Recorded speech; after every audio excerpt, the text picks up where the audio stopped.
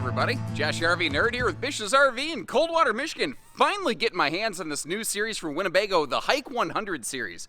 And this floor plan specifically, it kind of reminds me of like a Rockwood GeoPro 15 TV, but like if it was just extra bulky. Because the thing is, despite the fact that this is only a 13-foot box and just shy of 16-foot tip to tail, it actually carries a decent chunk of weight. But the thing is, it is rugged. Like, it starts right from the ground up with a very different suspension than you've seen on the other Winnebago series.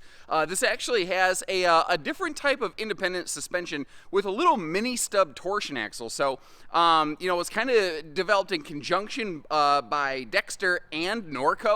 But what this allows for is it's an awesome blend of like smooth highway travel with some what I'm going to call off-pavement use. Because in the RV industry, when you hear off-road, I think what they want you to picture is like extreme over rocks overlanding, and that's not what this is. If you want to get off the general pavement, though, this is a cool little camper to take care of that. Could be an awesome solo camper, just you and the dog or the cat running around. I could see this even working for a small family. Everybody camps differently. It has sleeping capacity for anywhere from 1 to 3, depending on how you stack them and rack them up. But there's so many weird different qualities. I'm really excited to know what you think about this. My little recap here can't possibly capture everything. We've got 200 watts of solar, the same enclosed forced air heated radiant barrier belly you expect on the bigger Winnebagos. An interesting little kind of, not camp kitchen, but little, I don't know, outdoor garage station thing. Little extra 12-volt, cooler fridge thing in the back end here. A batwing awning that you can attach to different portions of this. And what's great about these,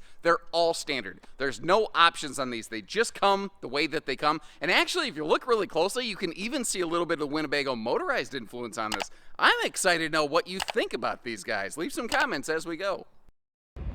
All right, so like if one of those little, I call them box drops, some people call them square drops, whatever you call them, if they went back to college or whatever, got a degree and leveled up a couple times, this is like kind of what you run into before you start running into full-on traditional travel trailers. But again, the smaller size of this can work in cases where a bigger traditional travel trailer really just couldn't. Now, it's really interesting, all the different things that are packed into this.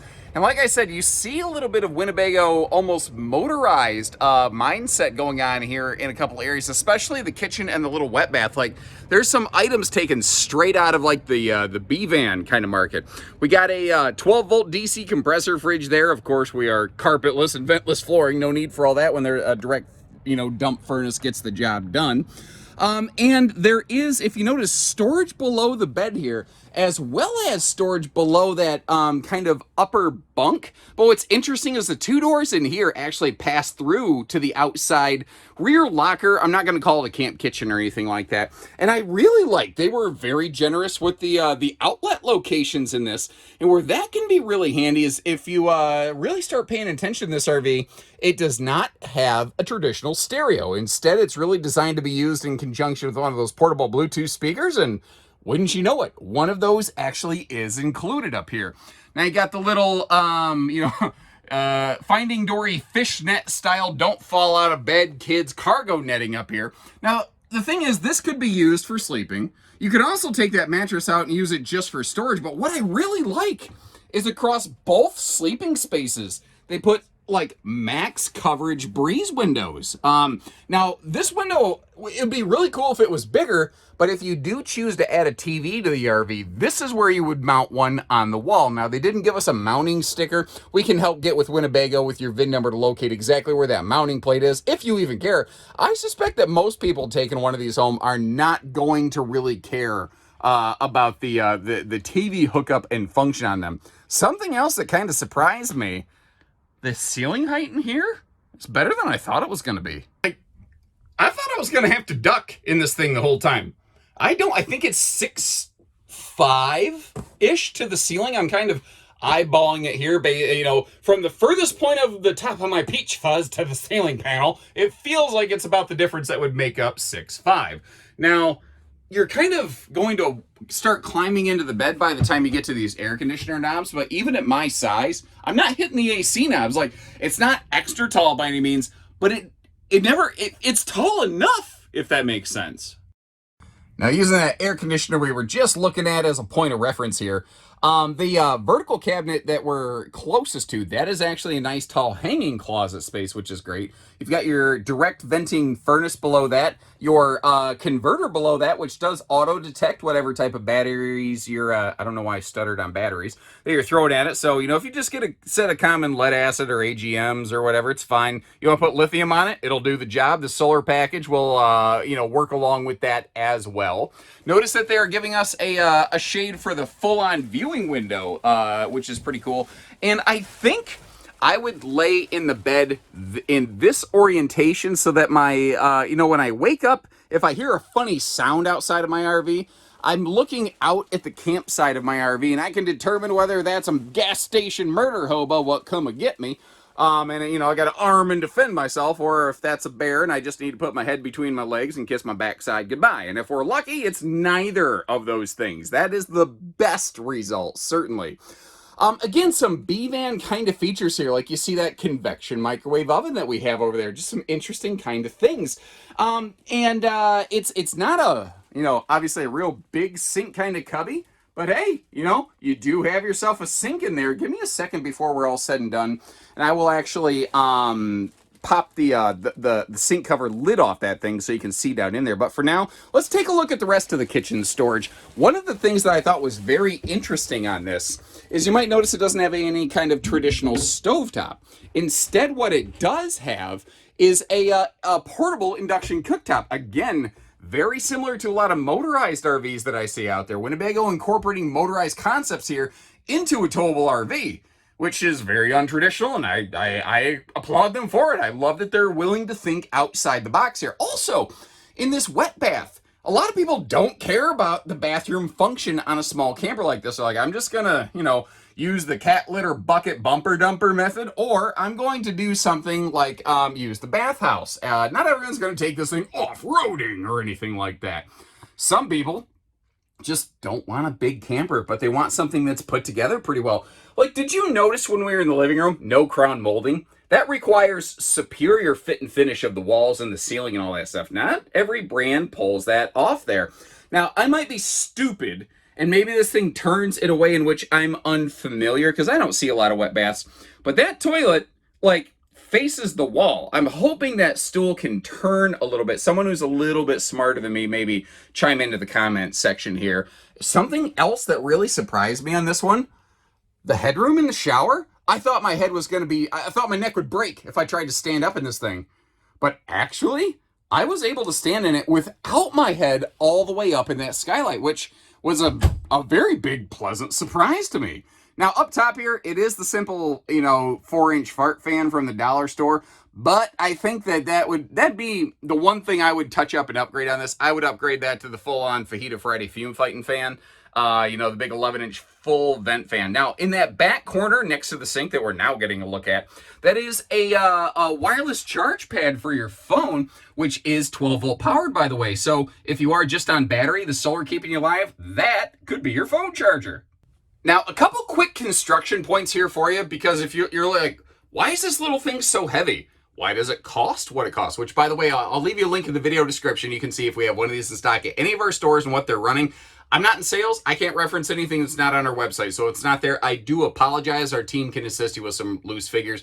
You don't have to give them your social security number and blood type or anything like that. You don't got to give them the digits on your credit card just to get some dollars on something. Anyway, let's start with the floor, because a lot of the construction of this is very similar to what you might see in like a micro mini.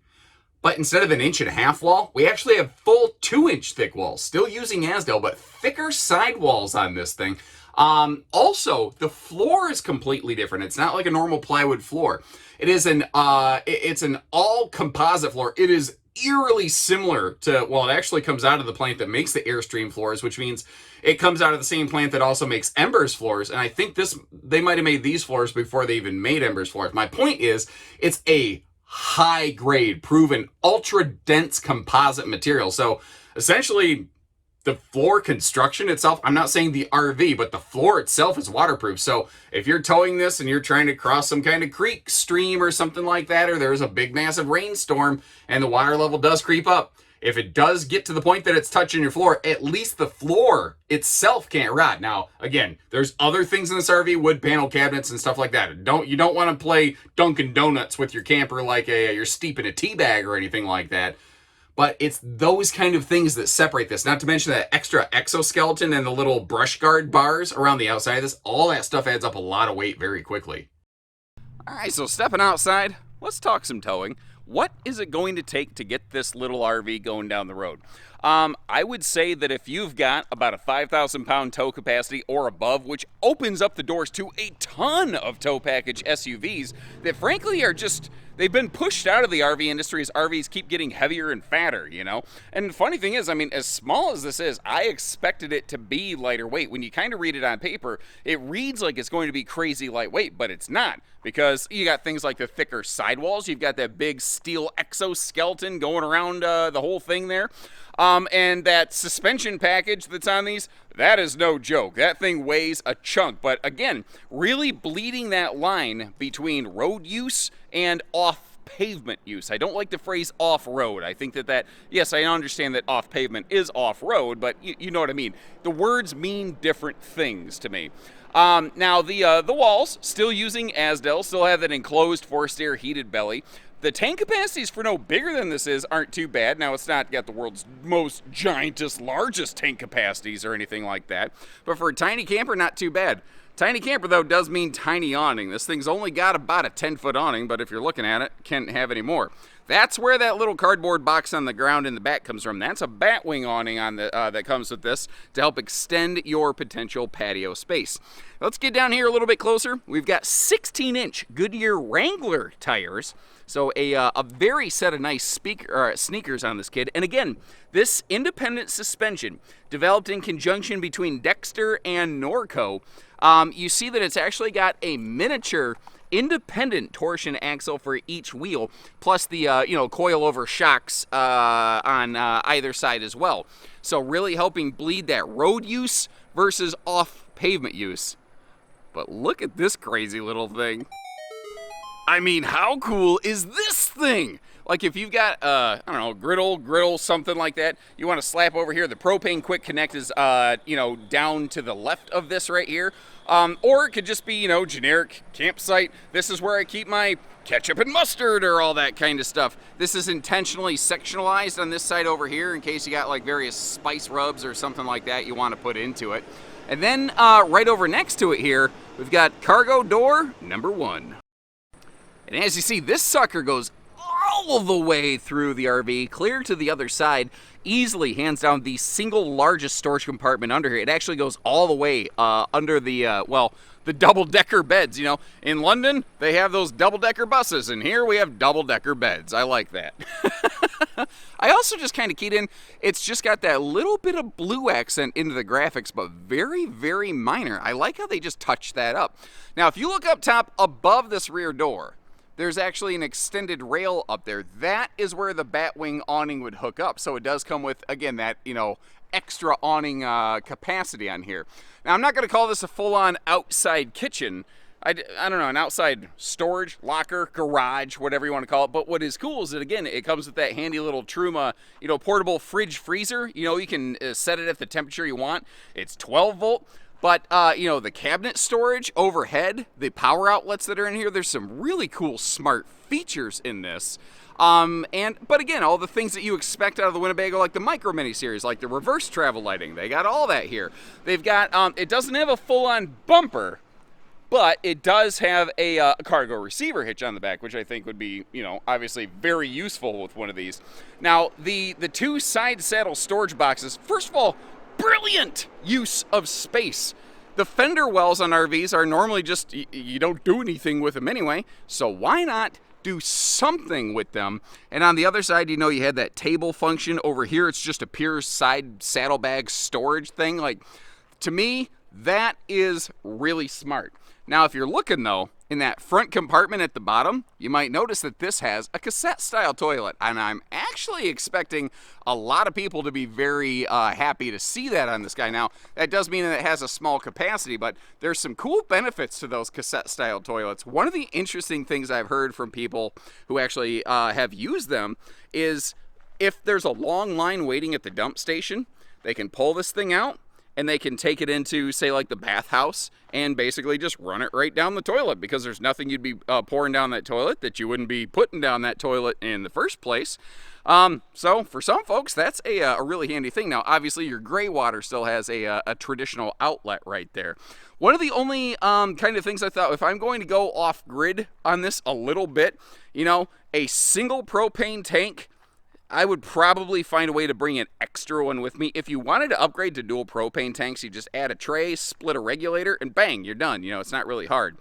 Now, just above the cassette toilet, you do have a portable solar prep plug. Now, if we get ourselves up to the roof right there, first of all, that exoskeleton gives you plenty to hold on to as you're clambering around this thing like, you know, Diddy Kong and Donkey Kong or whatever Kong. Remember Donkey Kong 3? Anybody? What a weird game, but I really enjoyed it, and I'd still play it to this day. Actually, I'm going to go home on my Nintendo Switch Online membership and fire that stupid thing up. Anyway, sorry. You also see up there you've got that improved 200-watt solar panel. Basically, all Go Power 190-watt panels have been automatically upgraded to 200 watts compared to last year. What a wild, fun little creature, man. So, as memory serves, they have 5 of these floor plans. This is the first one I've been able to capture, and as coincidence would have it, there's another one rolling in the drive right now. I'll go see if I can get my hands put on that thing here, if it doesn't get shifted around the lot before I can get to it. But anyway, let me know what you think about this guy. I'll leave you links in the video description to check for pricing and availability. And as always, when you're ready, we're ready. We don't do hidden dealer fees. We just do everything else. So take care, stay safe, have fun, and happy camping, everyone.